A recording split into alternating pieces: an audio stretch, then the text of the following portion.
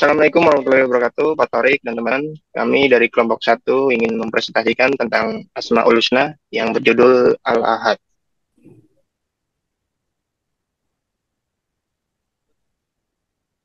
Kalau di next tadi, Makna bahasa Al-Ahad itu dengan arti yang Maha Esa. Al-Ahad berasal dari kata hid yang berarti satu, namun Ahad memiliki makna yang di dalam yaitu satu-satunya atau Esa dan tidak ada sekutu atau yang menyerupainya. Namun menunjukkan bahwa Allah adalah salah satu secara mutlak. Ahad menyatakan bahwa Allah adalah salah satu dalam zat, sifat dan perbuatannya. Dalil dari Al-Quran surat Al-Ikhlas ayat 1 yaitu Qul huwallahu ahad. Katakanlah Muhammad, dia Allah yang Maha Esa. untuk pengertiannya, Al-Ahad menekankan keunikan dan ketunggalan Allah yang absolut. Allah tidak memiliki pasangan, anak, atau sekutu dalam keilahiannya. Konsep ini menjadi inti dari Tauhid, yaitu meyakini dan menyembah Allah semata. Boleh tolong dilanjut? Lalu selanjutnya ada implementasi dalam kehidupan. Ya, di sini tuh meyakini bahwa Allah yang layak disembah, yang artinya di mana kita harus percaya sepenuhnya bahwa tidak ada Tuhan selain Allah. Dan di sini tuh hanya kepada Allah kita beribadah, berdoa, dan memohon pertolongan. Ini juga termasuk dalam inti dari tauhid untuk mengesahkan Allah dalam segala bentuk penyembahan. Lalu ada contoh dalam kehidupan, yaitu saat kita mengalami kesulitan. Kita lebih dulu berdoa kepada Allah, bukan mencari kekuatan dari hal-hal mistis atau benda-benda tertentu. Lalu untuk syirik adalah dosa besar, yaitu menyekutukan Allah dengan sesuatu, baik itu manusia, benda, atau kekuatan lain. Dan Al-Ahad ini mengajarkan kita bahwa Allah tidak memiliki sekutu. Jadi kita harus menjaga ibadah dan keyakinan agar tetap murni untuk Allah saja. Contohnya dalam kehidupan yaitu tidak percaya pada ramalan zodiak atau jimat sebagai penentu nasib. Boleh dilanjutkan Anda? Implementasi dalam kehidupan meladani keesaan Allah dengan menjaga keikhlasan dalam ibadah dan amal perbuatan. Allah Maha Esa dan kita meneladani sifatnya dengan menjaga keikhlasan, melakukan segala sesuatu semata-mata karena Allah, bukan karena ingin dipuji atau dilihat orang. Contoh dalam kehidupan, memberi sedekah secara diam-diam tanpa pamer di media sosial.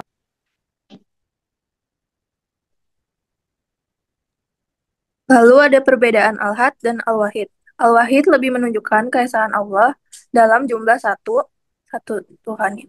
Al-Had lebih dalam maknanya seperti tidak ada bagian, tidak bisa dibandingkan, tidak ada menyerupai dalam zat, sifat, maupun perbuatan.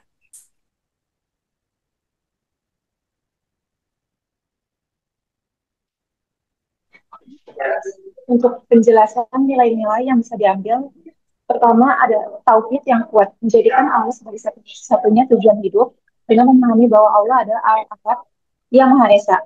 Kita belajar untuk memperhatikan niat dan tujuan hidup hanya untuk Allah. Segala tindakan, keputusan, dan harapan kita sandarkan hanya kepadanya, bukan kepada manusia atau makhluk lain. Contoh dalam kehidupan, menjalankan ibadah sebagai bagian utama dalam hidup, bukan hanya rutinitas. Boleh tolong di next, Pak? Yang kedua, ada keteguhan iman. Tidak tergoda oleh ajakan menyimpang atau godaan duniawi. Keyakinan kepada keesaan Allah membuat kita lebih kuat dalam menghadapi ujian godaan. Kita tidak mudah tergelincir oleh ajakan yang menyimpang dari ajaran Islam atau oleh kenikmatan dunia yang bersifat sementara. Contoh dalam kehidupan, yaitu tetap sholat dan berpegang pada nilai agama meskipun berada di lingkungan yang kurang mendukung. Boleh dilanjutkan tadi? Untuk yang ketiga, kesederhanaan dan keikhlasan. Tidak mencari pujian manusia karena semua hanya untuk Allah. Allah yang Maha Esa mengajarkan bahwa segala amal hanya tunjukkan padanya. Kita tidak perlu pamer atau berharap pengakuan dari manusia, karena yang menilai dan memberi balasan hanyalah Allah. Contoh dalam kehidupan, membantu orang lain secara tulus, bukan karena ingin disanjung. Sekian dari kelompok kami, kurang lebihnya mohon maaf. Wassalamualaikum warahmatullahi wabarakatuh. Terima kasih.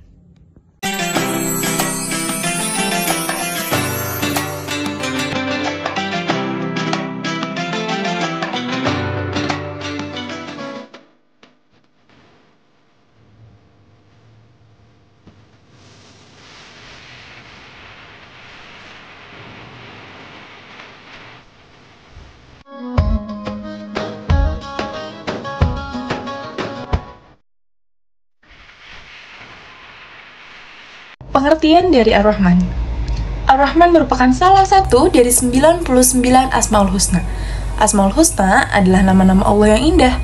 Ar-Rahman berasal dari bahasa Arab rahmah, yang berarti kasih sayang, belas kasihan, atau rahmat. Ar-Rahman menekankan pada kasih sayang Allah yang universal, meliputi seluruh makhluk ciptaannya, baik yang beriman maupun yang tidak. Rahmat Allah ini tidak terbatas pada manusia, tetapi juga mencakup seluruh alam semesta, hewan, tumbuhan, dan segala sesuatu yang ada.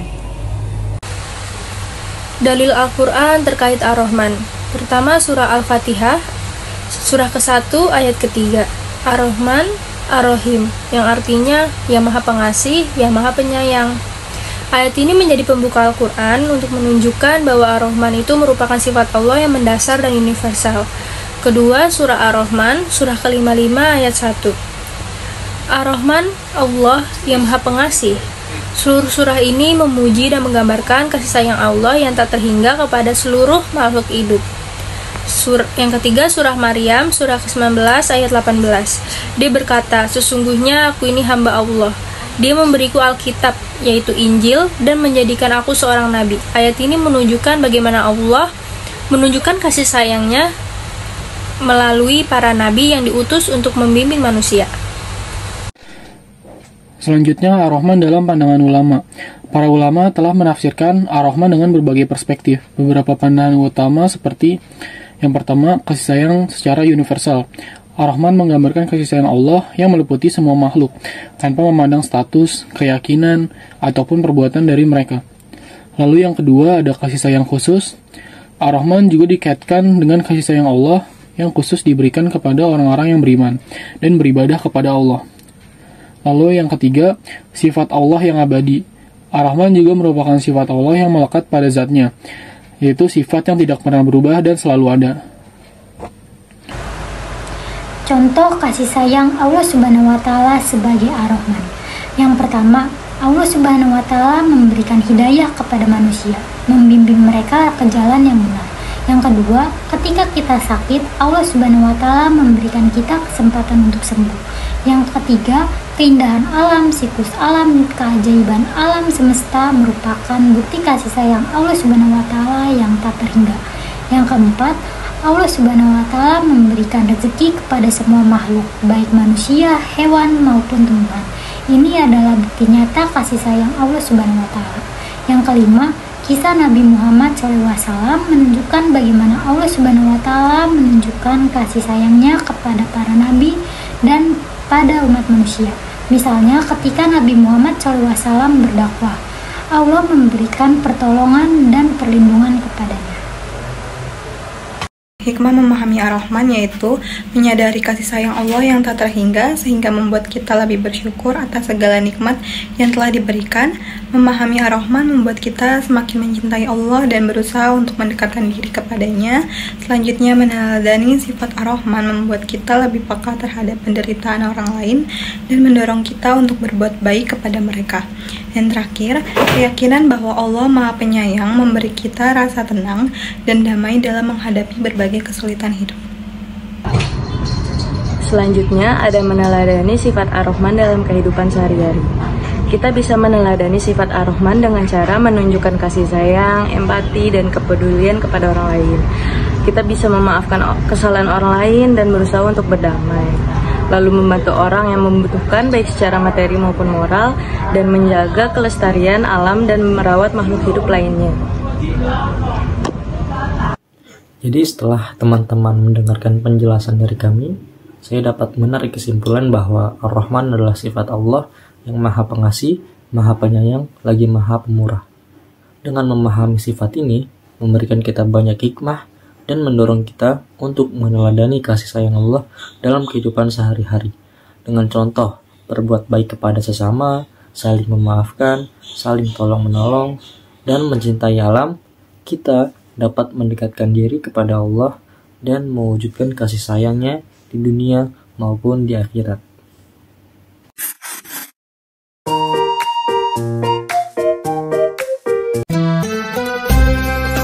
Warahmatullahi wabarakatuh. Kami dari kelompok 5 dengan anggota Muhammad Fajar Sodik, Ayu Aini, Fatwa Prince Sakara, Iqbal Rizaldi, Regita Agustin, Saskia Aulia dan Syasina Dinda, kami akan mempresentasikan hasil diskusi kami mengenai Asmaul Husna Al-Wahhab.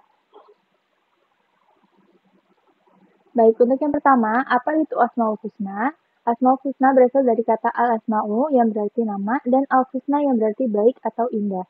Asmaul Husna adalah nama-nama baik atau nama-nama indah milik Allah Subhanahu wa taala yang menggambarkan keagungan dan kebesarannya. Asmaul Husna terdapat pada surat At-Thaha ayat 8 yang berbunyi A'udzubillahi minasyaitonirrajim Bismillahirrahmanirrahim. Allahu la ilaha illahu lahul asmaul husna, yang artinya Allah tidak ada Tuhan selain Dia, miliknya lah nama-nama yang terbaik. Untuk selanjutnya ada makna dan arti penting Asmaul Husna yang akan disampaikan oleh Iqbal. Baik, terima kasih Kak Fatwa. Makna dan arti Asmaul Husna. Yang pertama, dengan memahami Asmaul Husna, kita bisa mengenal sifat-sifat Allah Subhanahu wa taala secara lebih mendalam yang dapat memperkuat iman dan keyakinan kepada Allah Subhanahu wa taala. Asmaul Husna mengajarkan nilai-nilai luhur yang dapat dijadikan pedoman dalam berperilaku dan berinteraksi dengan sesama. Menyebut dan mengingat Asmaul Husna dalam doa atau zikir bisa menjadi sarana untuk mendekatkan diri kepada Allah Subhanahu wa taala. Sebagian sifat Allah dalam Asmaul Husna bisa diteladani oleh manusia, seperti sifat adil, penyayang, atau bijak. Mengingatkan ketenangan batin dan memberikan kekuatan dalam menghadapi ujian dan hidup. Selanjutnya ada arti Al-Wahhab yang akan dibacakan oleh Kak Ayu. Baik, terima kasih Iqbal. Di sini saya akan membacakan makna dan arti dari Asmaul Husna Al-Wahhab. Al-Wahhab berasal dari kata wahaba yang artinya memberi atau mengaruniakan sesuatu tanpa imbalan. Allah sebagai Al-Wahhab adalah zat yang maha pemberi, memberikan segala kenikmatan dan rahmat kepada semua makhluknya. Ini menunjukkan bahwa Allah Subhanahu wa taala adalah sumber segala karunia dan pemberian tanpa batas kepada semua makhluknya. Al-Wahhab juga menyoroti konsep pemberian yang tidak dipaksakan, tidak diminta, dan tidak ada harapan balasan dari hambanya. Selanjutnya akan disampaikan oleh Regita. Baik, terima kasih. Selanjutnya yaitu dalil tentang Asmaul Husna yaitu Al-Wahhab yang terdapat pada surat Shad ayat 9 yang berbunyi A'udzubillahi minasyaitonirrajim. Bismillahirrahmanirrahim. Am indahum khazainu rahmati rabbikal azizil wahhab, yang artinya atau adakah mereka mempunyai perbendaharaan rahmat Tuhanmu yang maha perkasa lagi maha pemberi karunia. Selanjutnya akan disampaikan oleh teman saya yaitu Muhammad Fajar. Baik, terima kasih Gita. Untuk ayat ini menegaskan bahwa Allah yang memiliki perbendaharaan rahmat, yaitu segala bentuk nikmat termasuk kenabian dan rezeki. Allah disebut Al-Aziz, yang artinya maha perkasa, dan Al-Wahhab, yang artinya maha pemberi. Artinya dia memberi karunia secara cuma-cuma kepada siapa saja yang ia kehendaki. Dan tidak ada satupun yang bisa mengatur atau menghalangi kehendaknya. Untuk selanjutnya ada contoh implementasi pada kehidupan sehari-hari yang akan dibacakan oleh rekan saya, Saskia. Baik, terima kasih Kak Fajar. Untuk selanjutnya itu contoh implementasi pada kehidupan sehari-hari. Yang pertama, memberi bantuan kepada orang lain yang membutuhkan, seperti memberi makanan kepada fakir miskin tanpa mengharapkan imbalan. Yang kedua, selalu bersyukur kepada Allah atas kesehatan, rezeki, dan keluarga, karena menyadari bahwa semua ini adalah pemberian dari Al-Wahhab. Yang ketiga, aktif dalam kegiatan seperti bakti sosial, penggalangan dana, atau pengajar anak-anak yang kurang mampu sebagai bentuk pemberian manfaat kepada orang lain. Yang keempat, menyisihkan uang jajan untuk infak di masjid kampus atau sedekah ke kotak amal. Dan yang terakhir, menjadi imam, khatib, atau pengurus masjid tanpa meminta bayaran. Untuk kesimpulan, akan dibacakan oleh Syaswina. Terima kasih. Terima kasih Saskia. Untuk kesimpulan dari Asmaul Husna Al-Wahhab ini menggambarkan sifat Allah Subhanahu wa taala yang senantiasa memberi karunia dan senantiasa pada makhluknya secara terus-menerus, luas dan tanpa meminta balasan. Pemberian Allah tidak terbatas hanya pada harta benda, namun juga mencakup kesehatan, ilmu, waktu, iman, hidayah, ketenangan, dan berbagai nikmat lainnya yang sering tidak disadari oleh manusia.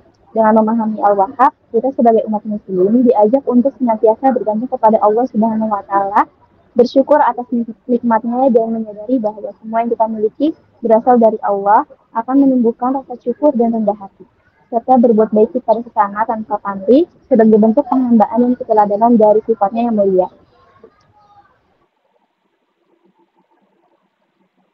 Baik, sekian dari kami. Kurang lebihnya kami ucapkan terima kasih. Wassalamualaikum warahmatullahi wabarakatuh.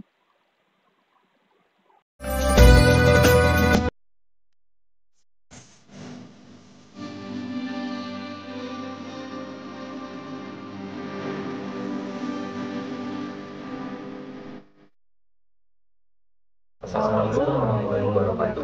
Kami dari kelompok 4 ingin mempresentasikan materi tentang memahami sifat Al-Ghafar pada Asmaul Husna.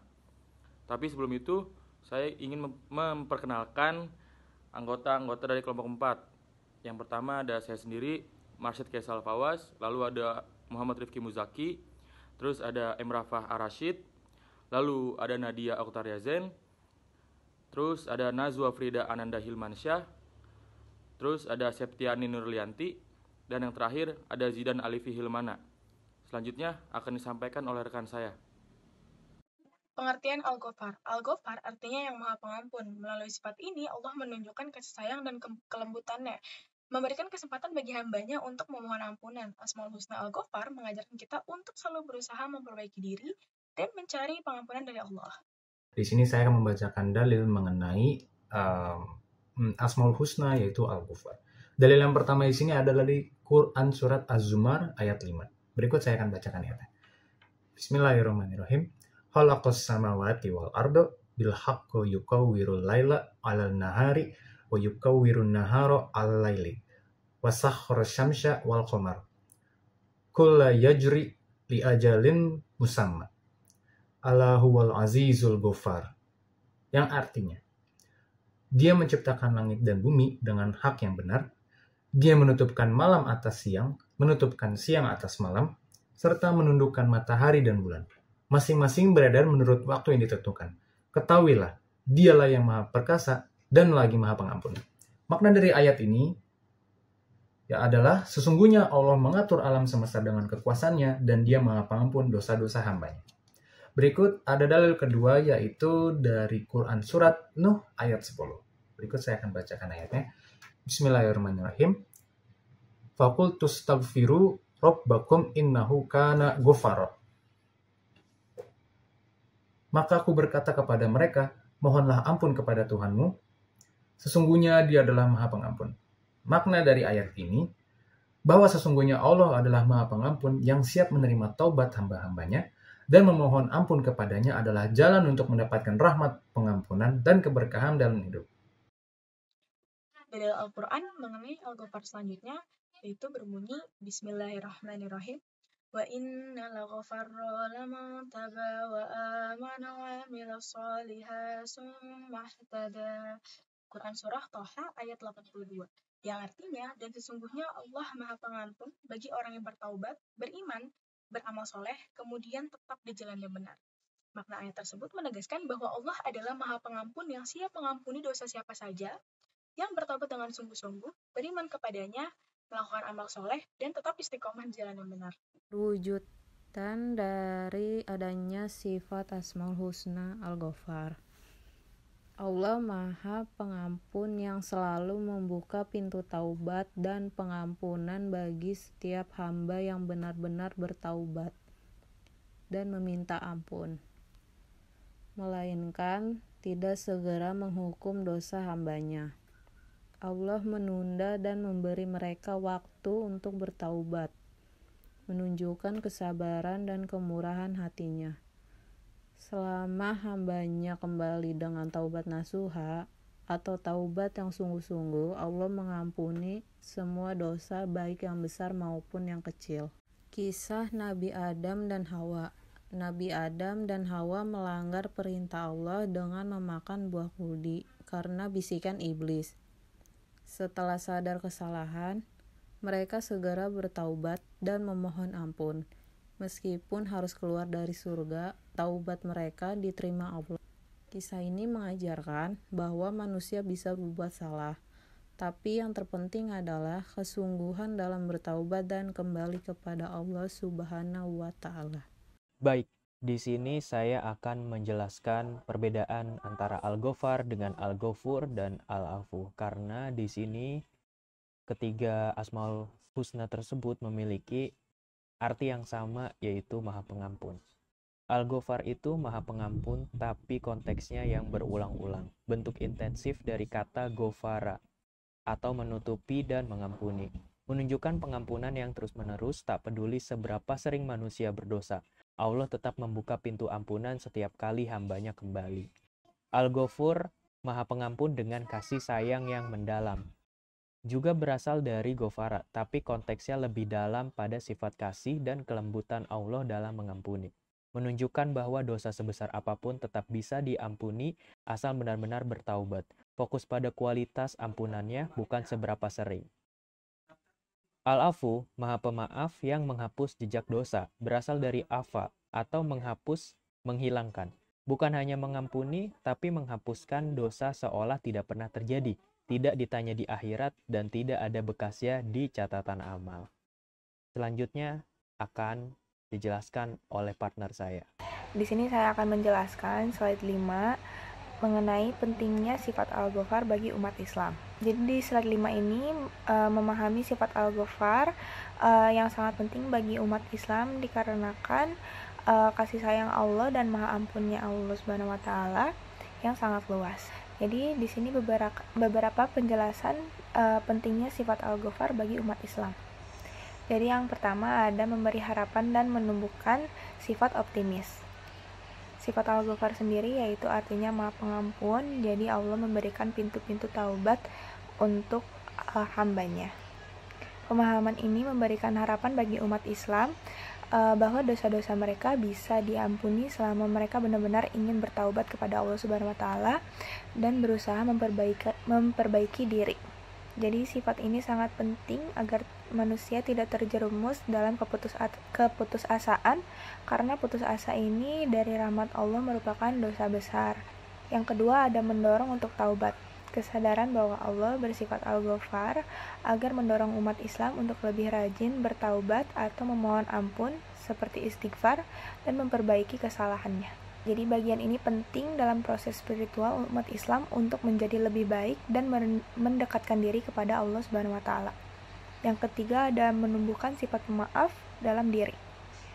Dengan memahami Allah yang senantiasa memaafkan hambanya, umat Islam juga diajarkan untuk meniru sifat ini dalam kehidupan sehari-hari, yakni memaafkan kesalahan orang lain. Hal ini juga membangun masyarakat yang damai, penuh toleransi, dan saling menghargai. Yang keempat ada menjaga keimanan dan ketakwaan. Dengan kesadarannya ada sifat Al-Ghafar ini mendorong umat Islam agar selalu introspeksi diri dan juga tidak merasa sombong atas amal ibadah yang telah dilakukan dalam sehari-harinya. Karena seseorang yang sedang melakukan perbuatan baik, tidak ada jaminannya ia bebas dari dosa. Lakukan terus beristighfar dan bertaubat, karena hal itu untuk menandakan keimanan dan ketakwaan yang sangat tinggi. Yang terakhir, kelima adalah mengingat keterbatasan manusia. Dari sifat Al-Ghafar mengajarkan bahwa manusia adalah makhluk yang lemah dan tidak luput dari kesalahan, tetapi dari itu mereka memiliki kesempatan untuk kembali ke jalan yang benar atau kembali ke jalan Allah Subhanahu wa taala.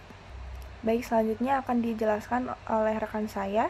Di sini yaitu cara meneladani sifat Al-Ghafar pada kehidupan sehari-hari.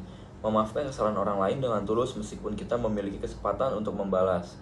Tidak menyimpan sakit hati atas kesalahan kecil maupun besar, karena kita pun sebagai manusia sering melakukan kesalahan dan membutuhkan ampunan Allah. Allah tidak langsung menghukum hambanya yang berdosa, bahkan memberi kesempatan untuk bertaubat. Kita pun bisa menerapkan prinsip ini dengan tidak menyimpan dendam dan memberi kesempatan orang lain untuk memperbaiki dirinya. Berikut cara meneladani sifat Al-Ghafar. Al-Ghafar adalah salah satu dari Asmaul Husna yang berarti Maha Pengampun. Allah senantiasa mengampuni dosa para hambanya yang bertaubat dan tidak peduli seberapa besar dosa yang ia perbuat. Meneladani sifat ini berarti kita belajar memaafkan kesalahan orang lain, tidak menyimpan dendam dan memberi kesempatan kedua, serta mendukung orang lain untuk berubah ke arah yang lebih baik. Sekian dari kelompok kami, semoga dengan pemahaman tentang sifat Al-Ghafar pada Asmaul Husna, yaitu sebagai Maha Pengampun, kita semua dapat meningkatkan keimanan, selalu beristighfar, dan meneladani sikap memaafkan serta memberikan kesempatan bagi banyak orang. Terima kasih atas perhatian kesempatannya. Kurang lebihnya mohon maaf. Wabillahi taufiq wal hidayah. Wassalamualaikum warahmatullahi wabarakatuh.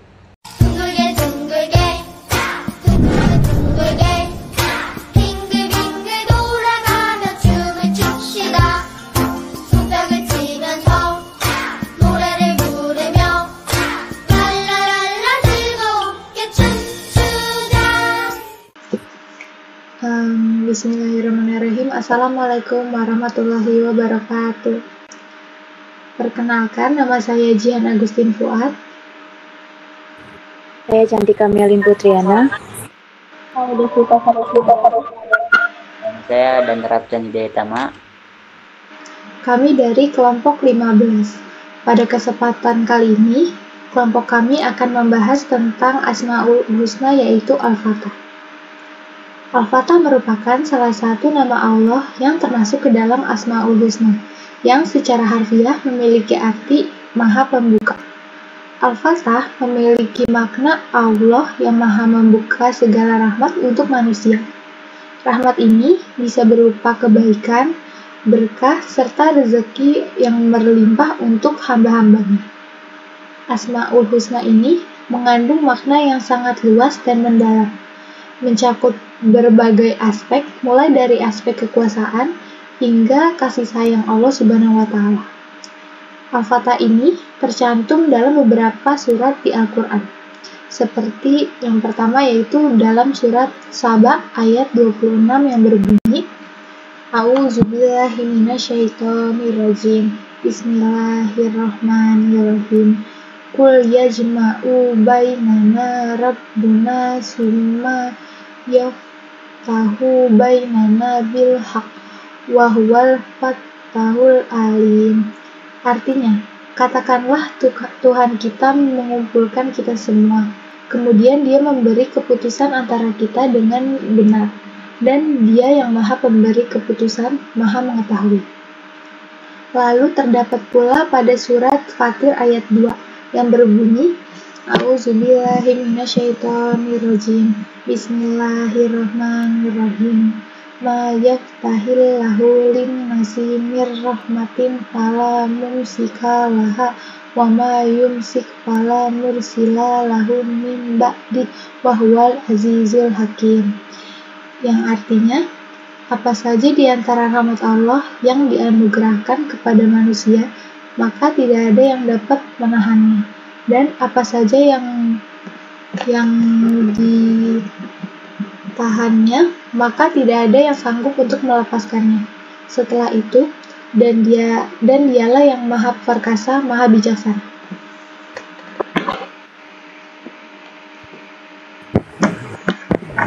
Dan surah Al-A'raf ayat 96 yang berbunyi, Walau anna ahlal qura amanu wattaqau lafatahna alaihim barakatim minas samai wal ardi walakin kadzabu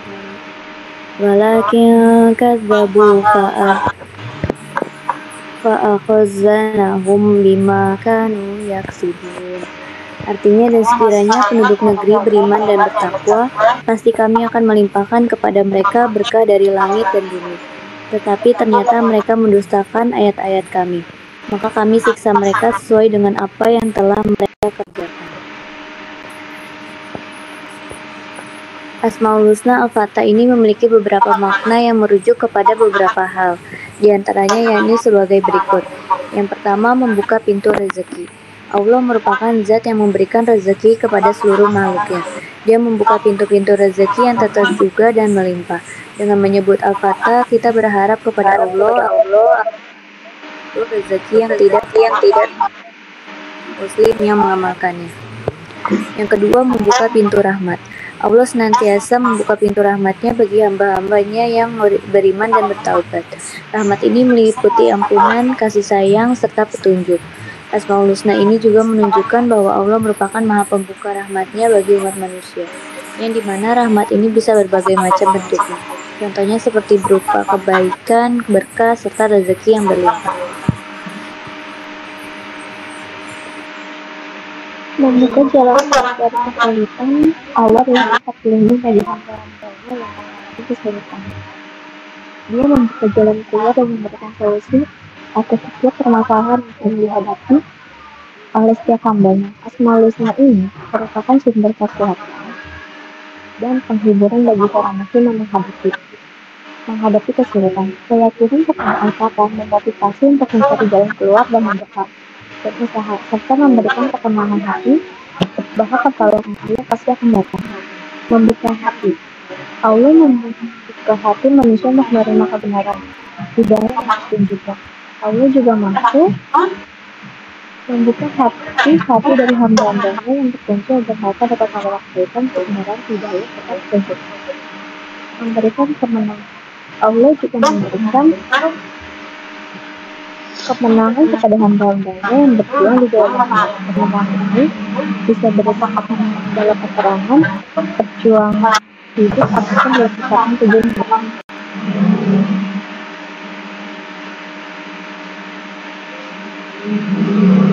Asmaul Husna Al-Fatah ini memiliki beberapa implikasi serta keutamaan yang sangat besar dalam kehidupan seorang muslim. Beberapa di antaranya antara lain sebagai berikut. Pertama itu ada menumbuhkan harapan dan optimisme. Seorang muslim yang memahami Al-Fatah akan selalu memiliki harapan dan optimisme dalam menghadapi kehidupan. Dia yakin bahwa Allah akan selalu membukakan jalan keluar dari setiap kesulitan yang ia alami. Kedua, itu ada mendorong untuk berusaha dan berdoa.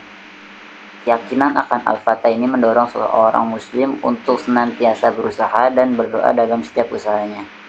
Dia tahu bahwa hasil akhir dari setiap hal yang terjadi ada di tangan Allah Subhanahu wa Ta'ala.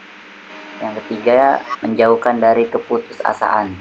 Asmaul Husna Al-Fatah mencegah seorang muslim dari keputusasaan. Hal ini disebabkan karena seorang muslim tersebut yakin bahwa rahmat dan pertolongan Allah Subhanahu wa Ta'ala selalu dekat. Yang keempat itu ada meningkatkan ketakwaan. Kesadaran akan Al-Fatah ini meningkatkan ketakwaan seseorang muslim kepada Allah Subhanahu wa Ta'ala. Dia berusaha untuk selalu berbuat baik dan menjauhi segala larangannya. Dengan demikian, Al-Fatah merupakan nama Allah yang sangat agung, memiliki banyak keutamaan, serta memiliki pengaruh yang besar dalam kehidupan seorang muslim. Dengan memahami dan mengamalkan Asmaul Husna Al-Fatah ini, seorang muslim akan senantiasa berharap kepada Allah dalam setiap usaha dan doanya.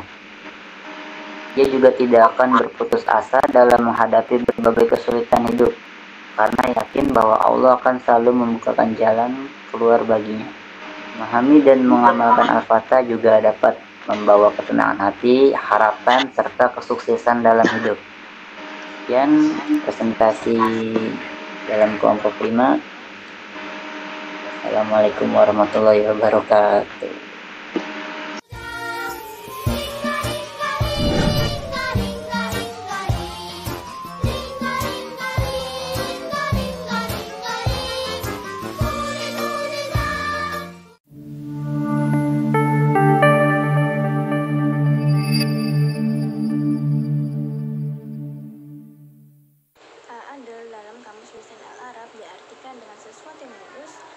Sesuatu dengan yang lain dan seimbang. Sementara dalam Kamus Besar Bahasa Indonesia, adil diartikan tidak berat sebelah, tidak memihak, berpihak pada yang benar, dan tidak semena-mena. Dari pendekatan kebahasaan ini terlihat titik persamaan artinya, yaitu sama. Persamaan itu yang menyebabkan tidak memihak dalam penetapan hukum, seimbang dalam timbangan derajat, tebusan menyamakan perbuatan dengan akibatnya, dan makna-makna adil yang lainnya. Kata al-adl dengan berbagai sifatnya atau bentuk kata dimuat sebanyak 28 kali dalam Al-Quran. Ayat-ayat tersebut ditemukan 12 kali dalam kelompok surat Makkiyah dan 16 kali dalam kelompok surat Madaniyah. Pada surat An-Nahl ayat 90 yang berbunyi A'udzubillahi minasyaitonirrajim. Bismillahirrahmanirrahim. Innallaha ya'muru bil 'adli wal ihsani wa ita'i dzil qurba wa yanha 'anil fahsya وينهى عن الفحشاء والمنكر والبغي يعظكم لعلكم تذكرون. Shadaqallahul azim, yang artinya sesungguhnya Allah menyuruh berlaku adil, berbuat kebajikan, dan memberikan bantuan kepada kerabat. Dia juga melarang perbuatan keji, kemungkaran, dan permusuhan. Dia memberi pelajaran kepadamu agar kamu selalu ingat. Nah, dari ayat tersebut kita dapat melihat istilah al-adl lebih didahulukan daripada term al-ihsan. Al-Zamakhsyari berpendapat didahulukannya term al-adl atas al-ihsan adalah berlaku adil, hukumnya wajib, dan sebaliknya berbuat ihsan hukumnya adalah sunnah. Secara eksplisit, ayat ini tidak menyebutkan objek dari adil. Namun, hal ini bisa dipahami bahwa perintah adil bersifat umum yang menginstruksikan manusia untuk berbuat adil terhadap semua makhluk yang ada di bumi ini tak terkecuali binatang dan tumbuhan. Adapun makna-makna al-adil yang dikaitkan dengan tema keadilan yang diungkapkan oleh ayat-ayat Al-Quran sebagai berikut. 1. Adil berarti tebusan. Al-adil dengan arti tebusan ini dapat dipahami dari surah Al-Baqarah ayat 48 dan 123, surah Al-A'nam ayat 70, dan dikuatkan maknanya oleh surat Yunus di ayat 54.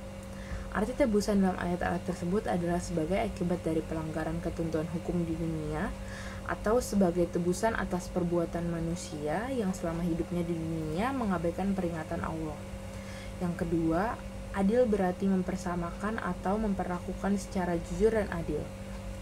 Pengertian ini dapat dipahami dari surah An-Nisa ayat 3 dan 129, surah Al-Maidah ayat 8 dan 42, dan juga surah Asy-Syura ayat 15 dan surah Al-A'nam ayat 115.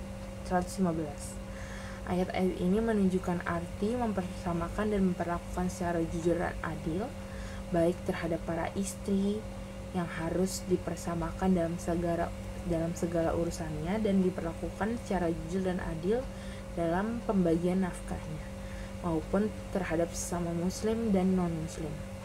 Yang ketiga berarti adil berarti artinya benar. Adil dalam arti benar diungkap oleh Al-Quran dalam surat An-Nisa ayat 58 dan 135 dan surah Al-Baqarah ayat 282. Pengertian adil dari ayat-ayat tersebut adalah menyangkut diri seseorang dan pembinaan kehidupan bermasyarakat. 4. Adil berarti seimbang atau sederhana. Seimbang atau setimbang adalah dimensi keadilan yang banyak diungkapkan oleh Al-Quran. Keseimbangan di sini meliputi keseimbangan lahiriah seperti fisik, penciptaan alam, dan keseimbangan sistem hidup bermasyarakat. Surat Al-Infitar ayat 7 menjelaskan bahwa Allah Subhanahu wa taala menciptakan tubuh manusia penuh keseimbangan, seimbang dan sederhana diungkapkan Allah dalam banyak ayat lain sebagai implementasi keadilan tersebut. Sikap seimbang dan sederhana dalam berinfak diilustrasikan dalam surat Al-Furqan ke-25 ayat 67 dan surat Al-Isra ke-17 ayat 29. 5. Adil berarti nilai atau harga. Ini dipahami dari surat Al-Maidah ke-5 ayat 95. Ungkapan ayat ini menunjukkan bahwa salah satu alternatif denda yang harus ditunaikan oleh seseorang yang sedang ihram karena membunuh binatang adalah puasa yang jumlah harinya disesuaikan dengan nilai atau harga makanan yang harus diberikan kepada fakir miskin. 6. Adil berarti mengesahkan. Ini diungkapkan oleh Al-Quran dalam surat Al-Nahl ke-16 ayat 90. Kata al-adil yang dikaitkan dengan kata al-ihsan sebagaimana tersebut dalam surat Al-Nahl menunjukkan arti mengesahkan Allah Subhanahu wa taala, yaitu mengaku bahwa tidak ada Tuhan kecuali Allah. Sedangkan arti al-ihsan adalah sebagaimana hadis Nabi yang diriwayatkan oleh Al-Bukhari dan Muslim dari Ibnu Umar, yaitu al-ihsanu an ta'buda Allah kana tarahu fa'innan takun tarahu fannahu yarruka.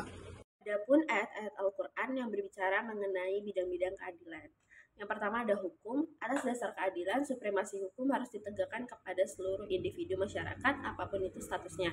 Hal ini diungkap dalam surat An-Nisa surat keempat ayat 58. Kedua, persaksian. Setiap orang yang beriman kepada Allah Subhanahu wa Ta'ala dan hari akhir, ketika diminta untuk menjadi saksi, maka ia harus memberikan kesaksian dengan adil. Hal ini diungkap dalam surat Al-Tolaq, surat ke-65 ayat 2. Ketiga, ada perlakuan terhadap para istri. Setiap suami mempunyai kewajiban untuk memperlakukan para istrinya secara adil dengan cara memberikan nafkah yang sama seperti pakaian, tempat tinggal, giliran, dan kebutuhan-kebutuhan lahiriah lainnya. Seorang suami dilarang lebih mencintai salah seorang dari diantara mereka sehingga yang lain merasa terabaikan. Hal ini diungkap dalam surat An-Nisa, surat keempat ayat 3 dan 129. Keempat, ada ekonomi. Dalam transaksi jual beli, alat yang paling umum digunakan adalah takaran dan timbangan.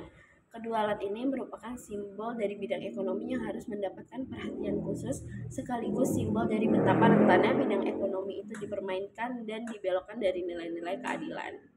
Hal ini dapat dipahami dari surat Al-Isra, surat ke-17 ayat 35 dan Ar-Rahman, surat ke-55 ayat 9. 5. Komunikasi. Bidang komunikasi ini lebih terfokus pada setiap perkataan atau ucapan yang dikemukakan dalam persaksian atau penetapan hukum atau dalam pergaulan hidup sehari-hari. Perkataan dan ucapan-ucapan itu harus mengandung kebenaran dan keadilan, sekalipun akan merugikan kaum kerabat sendiri, seperti diungkap dalam surat Al-An'am, surat ke-6 ayat 152. Interaksi sosial. Setiap mukmin selalu dituntut untuk berlaku adil terhadap sesamanya dan berperan aktif dalam mendamaikan dua belah pihak atau kelompok yang saling bertikai secara adil. Dalam menegakkan keadilan, pihak pendamai boleh memerangi salah satu kelompok yang berbuat aniaya sehingga mereka kembali kepada perintah Allah atau hukum-hukum Allah, sebagaimana diungkap dalam surat Al-Hujurat, surat ke-49 ayat 9. Contoh perilaku mengamalkan sifat al-adli dalam kehidupan sehari-hari. Yang pertama, ada bersikap adil terhadap sesama tanpa membeda-bedakan, seperti dalam membagi tugas sesuai kemampuan tanpa adanya diskriminasi. Lalu menjaga lisan dan perbuatan agar tidak menyakiti orang lain dan tidak mengejek atau berbuat curang. Lalu membagi waktu secara adil antara belajar, bekerja, beristirahat, dan bermain sebagai bentuk keadilan pada diri sendiri. Selanjutnya, menghindari keputusan yang didasari oleh emosi negatif seperti marah dan dendam, menegakkan keadilan dalam berbagai aspek kehidupan sosial dan pribadi sesuai tuntutan agama dan nilai moral, tidak menzolimi orang lain dalam bentuk apapun, seperti tidak mengambil hak orang lain, tidak berlaku curang, dan tidak bersikap sewenang-wenang. Manfaat menerapkan sifat al-adil atau keadilan dalam kehidupan sehari-hari. Yang pertama, mewujudkan kehidupan yang harmonis dan tentram. Yang kedua, menciptakan kesejahteraan sosial. Yang ketiga, meningkatkan kualitas ketakwaan dan moral. Yang keempat, mendapatkan cinta dan ridho Allah. Yang kelima, menegakkan keadilan sebagai amanah dan tanggung jawab sosial. Dan yang terakhir, mencegah penindasan dan ketidakadilan. Kesimpulannya, perlunya menegakkan keadilan itu bertujuan untuk memelihara hak-hak masyarakat dan untuk menghormati hak-hak kemanusiaan manusia. Bahkan kemanusiaan itu tidak akan berarti tanpa adanya keadilan. Dalam keadilan, terbayang jelas adanya pemihakan terhadap kemanusiaan. Dengan menegakkan keadilan, manusia akan terhindar dari perbuatan zalim terhadap sesamanya.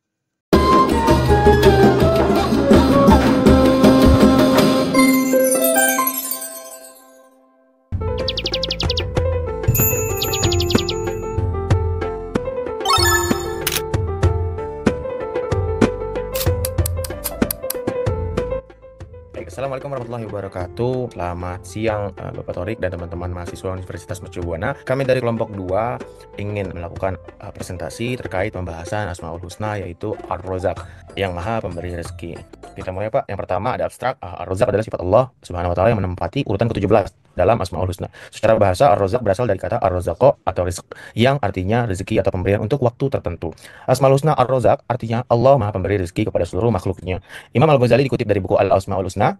Dalam perspektif Al-Quran, karya Muhammad Quraish Shihab menerangkan makna Ar-Razzaq dengan menyatakan dia yang menciptakan rezeki dan menciptakan yang mencari rezeki, serta dia pula yang mengantarkan kepada mereka dan menciptakan sebab-sebab sehingga mereka dapat menikmatinya. Kemudian selanjutnya ada definisi Ar-Razzaq. Ar-Razzaq artinya yang maha pemberi rezeki. Allah Subhanahu wa Ta'ala menjamin rezeki kepada semua makhluk yang hidup di dalam di bumi ini sebagai bentuk karunia-Nya. Bahkan manusia sudah Allah Subhanahu wa taala gariskan rezekinya saat di dalam rahim ibunya.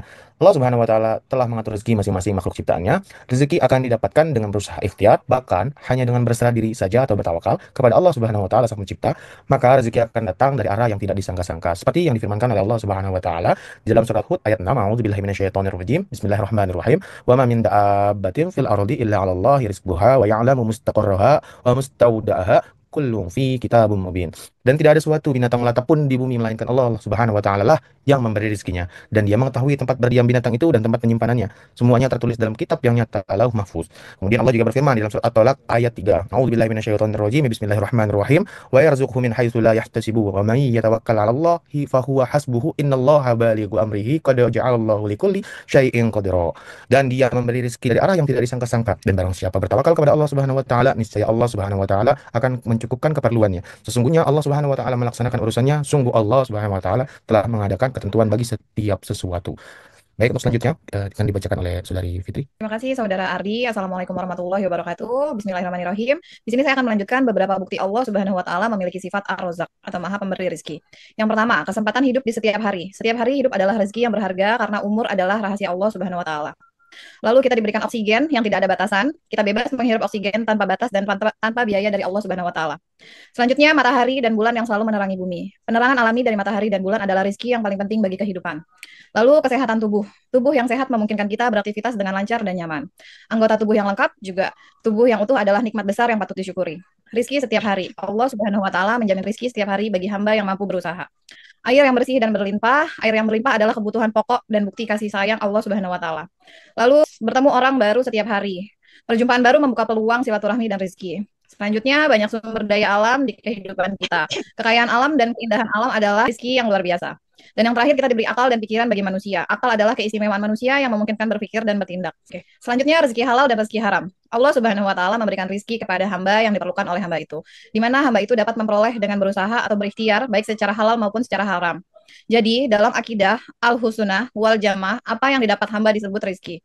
Orang yang dapat harta dengan korupsi juga disebut mendapatkan rizki, tapi rizki yang haram. Orang yang dapat harta dengan mencuri, dia mendapat harta dengan mencuri, dia mendapat rizki yang haram. Sedangkan orang yang mendapatkan harta dengan cara bekerja sesuai syariat, dia mendapatkan rizki yang halal. Terima kasih. Selanjutnya. Oke, baik, terima kasih Saudari Fitri. Berikutnya adalah jenis-jenis rezeki, di mana rezeki terbagi dari dua, sebagaimana diri kita terdiri dari dua, yaitu lahir dan batin. Terdapat rezeki lahiriah, kemudian juga ada rezeki batin. Oke, rezeki lahiriah, rezeki yang lahiriah atau materi, atau disebut juga rezeki hissi atau rezeki yang bersifat material atau fisik. Rezeki yang dapat dilihat seperti uang, rumah, pasangan, atau anak. Yang termasuk materi yang lebih tinggi atau semi materi adalah jabatan dan popularitas. Itu sebabnya ada orang kaya yang telah memiliki harta yang berlebih, tapi masih belum juga puas karena masih memerlukan rezeki yang semi materi itu, yaitu menginginkan popularitas, ingin terkenal. Ini juga dapat menjangkit pada pendakwah. Jika dia melakukannya karena ingin dikenal, walaupun sebenarnya para dai itu mau atau tidak mau akan menjadi dikenal di kelompoknya. Jadi semestinya seorang dai fokus pada tugasnya, yaitu mengajak orang pada Allah Subhanahu wa taala. Terkenal atau tidak bukan menjadi tujuan atau sesuatu yang penting yang mengganggu tugasnya, melainkan dia serahkan kepada Allah Subhanahu wa taala. Dia hanya ingin menjadi hamba Allah Subhanahu wa taala yang baik, yang ingin mengajak orang kepada Allah Subhanahu wa taala. Dari rezeki lahiriah yang telah Allah berikan, kita sebagai hambanya harus bisa bersyukur agar apa-apa yang telah dikaruniai olehnya menjadi sebuah kenikmatan dan kecukupan, sehingga kita sebagai hambanya akan merasa puas dan cukup. Firman Allah pada surat Ibrahim ayat 7 yang artinya, sesungguhnya jika kamu bersyukur, niscaya aku akan menambah nikmat kepadamu. Tetapi jika kamu mengingkarinya, maka sesungguhnya azabku benar-benar sangat keras. Baik, terima kasih. Rezeki batin. Rezeki batin adalah anugerah yang mengisi hati dengan ketenangan dan kedamaian sejati. Rezeki ini hanya dapat dirasakan oleh hati yang mengingat Allah Subhanahu wa taala, menjadikannya sebagai zikir utama dalam qalbu. Tingkatan tertinggi dari rezeki batin adalah ma'rifatullah, yaitu hati yang mengenal Allah Subhanahu wa taala dengan sebenar-benarnya. Oleh karena itu, setiap kali kita berzikir dan mengingatnya, saat itulah kita sedang menerima rezeki batin. Rezeki ini seharusnya menjadi tujuan utama kita, bukan hanya rezeki lahiriah yang bersifat duniawi. Tak heran jika dalam berbagai tausiah yang sering diingatkan untuk selalu kembali mengingat Allah.